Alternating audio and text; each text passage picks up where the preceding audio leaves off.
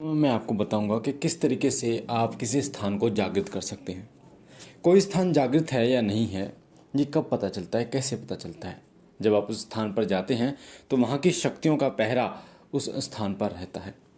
कुछ ऐसे सिद्धपीठ स्थान मैं आपको बता रहा हूँ जिन स्थानों पर शक्तियाँ जागृत होती हैं, और आप अपने घर के मंदिर को भी स्वयं जागृत कर सकते हैं, या किसी ऐसे स्थान को, मंदिर को भी आप जागृत कर सकते हैं। जैसे मेहंदीपुर बालाजी आप जाएंगे तो वो स्थान जागृत है, सालासर बालाजी जाएंगे तो वो स्थान जागृत है, कालका जी मंदिर जाएंगे दिल्ली वो स्थान जागृत है, माँ कामाख्या मंदिर जाएंगे वो स्थान जागृत है, बगुलामुखी मंदिर जाएंगे वो स्थान जागृत है, माँ शाकंभरी के दरबार में जाएंगे वो स्थान जागृत है, माँ हिंगलाज के दरबार में जाएंगे वो स्थान जागृत है, और माता के 51 शक्तिपीठ जो हैं वो भी जागृत हैं। और ऐसे बहुत से मंदिर हैं जो ग्रामीण देवताओं के हैं, जो जागृत मंदिर कहलाए जाते हैं। पर महत्वपूर्ण बात यह है कि किसी स्थान को कैसे जागृत किया जाता है, ये बहुत महत्वपूर्ण है, क्योंकि ये जानना आपके लिए बहुत ज़्यादा ज़रूरी है। क्योंकि अगर आप साधक हैं या बनने की कोशिश कर रहे हैं, या भगत हैं, भगत बनने की कोशिश कर रहे हैं, तो शक्तियों के विषय में आपको जानना बहुत ज़रूरी है कि शक्तियाँ कैसे जागृत होती हैं, किन चीज़ों की ज़रूरत होती है जिससे शक्तियाँ जागृत होती हैं। तो सबसे पहली चीज़ होती है, वो होती है अखंड ज्योत। जिस स्थान पर अखंड ज्योत जलती है वो स्थान धीरे धीरे धीरे धीरे करके जागृत हो जाता है। वो स्थान आपके घर का मंदिर भी हो सकता है, और किसी मंदिर की जब नींव रखी जाती है उसके बाद अखंड ज्योत जलाई जाती है। तो पहले तरीका है अखंड ज्योत से वहाँ पर शक्तियाँ विराजमान होती हैं, वहाँ शक्तियाँ जागृत होती हैं, और भक्तों को, वहाँ पर आने वाले लोगों को वो पर्चा देती हैं। दूसरा तरीका होता है, दूसरी चीज़ होती है, वो होती है जल का छिड़काव। जल का छिड़काव गंगा जल मिला के किया जाता है। अभिमंत्रित जल, कई दरबारों में आपने देखा होगा, वहाँ पर अभिमंत्रित जल का छिड़काव सुबह शाम होता है। वो जो अभिमंत्रित जल होता है वो गंगा जल मिला होता है, और उस जल को अभिमंत्रित कर रखा होता है, या फिर पूजा का वो जल होता है जो पूजा के मंदिर में एक लोटे में रखा होता है। उस जल का छिड़काव जब मंदिर में किया जाता है, आसपास किया जाता है, तो वहाँ पर सकारात्मक शक्तियों का वास होता है, और सकारात्मक जो शक्तियाँ हैं वो अपना कार्य करती हैं वहाँ पर आकर वो स्थिर हो जाती हैं। तो ये दूसरा तरीका। तीसरा तरीका होता है कि किसी सिद्धपीठ मंदिर से अगर आप जोत लेकर आते हो, सिद्धपीठ मंदिर से, अक्सर आपने देखा भी होगा, अगर नहीं देखा, नहीं सुना तो बता देता हूँ कि जब किसी मंदिर की नींव रखी जाती है, और वो मंदिर जैसे ज्वाला माँ का मंदिर है या माँ दुर्गा का मंदिर है, तो ज्वाला माँ की वहाँ से जोत लाई जाती है, माँ जहाँ माँ का सिद्धपीठ दरबार है। उसी तरीके से माँ कालका का मंदिर बनता है, तो माँ कालका का जो दिल्ली वाला मंदिर है वहाँ से माँ की जोत लाई जाती है, और वो जोत वहाँ से जब आती है ना, जलती जलती आती है, और वो अखंड जलती है।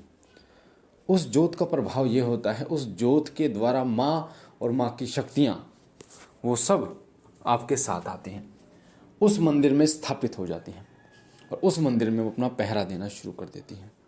वहाँ भी शक्तियाँ होती हैं, पर आपके मंदिर में या जहाँ आप जोत रख रहे हैं, या किसी नींव, मंदिर की नींव रखी जा रही है, वहाँ पर वो शक्तियाँ आकर विराजमान हो जाती हैं। ये तीसरा तरीका होता है जिससे जो जोत है, जोत से जोत लाई जाती है। और चौथा तरीका होता है, वो होता है सिद्धपीठ मंदिर के आसपास की मिट्टी लाना। सिद्धपीठ मंदिर, सिद्धपीठ मंदिर जो होता है वो अपने आप में रहस्यपूर्ण होता है, और उस मंदिर में आसपास शक्तियाँ विचरण करती हैं। तो जोत के माध्यम से और मिट्टी के माध्यम से, जो मिट्टी आप लेके आते हैं, उससे शक्तियाँ जो है वो आपके पास आती है। पर एक चीज़ का विशेष रूप से ध्यान रखिए, जब भी आप शक्तियाँ लेके आ रही हैं, जब भी, तो आप उस मिट्टी को लेके आ रहे हैं, उस जोत को लेके आ रहे हैं, तो आपको माँ से या जिस भी देवी देवता के स्थान से आप लेके आ रहे हैं, उनसे ये ज़रूर आप विनती करें कि प्रभु, उनका नाम लेके कि मेरा नाम ये है, मैं रहने वाला यहाँ का हूँ, और आपके मिट्टी को, आपकी जोत को, आपको मैं अपने घर लेके चल रहा हूँ, आदरपूर्वक कृपया मेरे साथ चलिए। ऐसे बोलना है आपको, तभी वो आपके साथ आएंगे। और आपको बोलना है कि प्रभु, सिर्फ आप और आपकी सकारात्मक शक्तियाँ ही मेरे साथ चलें।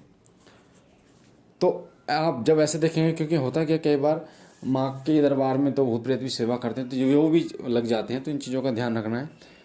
तो आप वहाँ जब मिट्टी लेके आएंगे तो आपको घर में स्थापित करने होते हैं। वो ऐसा नहीं करना कि आप मान लीजिए रात को आ गए, अब रात को आपने वो मिट्टी रख दी और सुबह फिर जो भी करोगे आप, नहीं, जैसे ही लेके आओगे जोत भी, जैसे ही लेके आओगे, चाहे समय कोई भी हो, तुरंत आपको उसकी प्राण प्रतिष्ठा करनी है, स्थापित करनी है, जो भी करना है, जोत स्थापित करनी है आपको। तभी कई लोग मिट्टी जो लेके आते हैं ना वहाँ से, स्थान से, वो मूर्ति बना लेते हैं उस मिट्टी की। तो ये एक बहुत अच्छा तरीका है, वो मिट्टी लेकर उसमें दूध मिला लिया, उसमें गंगा जल मिला लिया, गुलाब जल मिला लिया, उसमें इत्र मिला लिया, उसमें ये सब मिला के और फिर एक मिट्टी बना ली जाती है। मिट्टी की जो मूर्ति बना ली जाती है, फिर उस मूर्ति की जो भी पेंट वगैरह करके जैसे भी आप करना चाहो, उसके बाद उसकी सेवा की जाती है। तो उस मिट्टी की मूर्ति की पूजा से जो फल मिलता है ना, कई गुना आपको मिलता है।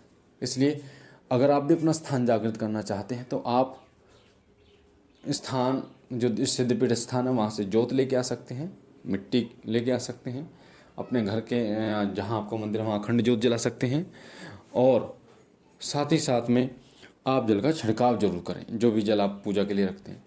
इसका एक बहुत ही अद्भुत चमत्कार आपको देखने को कुछ दिन में ही मिलेगा। बाकी मुझे आशा है ये जानकारी आपको पसंद आई होगी। पहली बार चैनल पे हैं तो चैनल को लाइक कीजिए, शेयर कीजिए, शिव कृपा चैनल से जुड़िए, हमारे साथ जुड़िए, ताकि जो भी जानकारी हम डालें उससे पहले आपको मिले। साथ ही टेलीग्राम ग्रुप से जुड़िए, उसका लिंक डिस्क्रिप्शन में है, आपको आपके प्रश्नों के उत्तर जरूर मिलेंगे टेलीग्राम ग्रुप पे। बाकी बाबा भोलेनाथ सदैव आप पर कृपा करें, आपके घर परिवार पर कृपा करें। हम मिलते हैं एक नई जानकारी के साथ, तब तक के लिए ओम नमः शिवाय, ओम नमः शिवाय, ओम नमः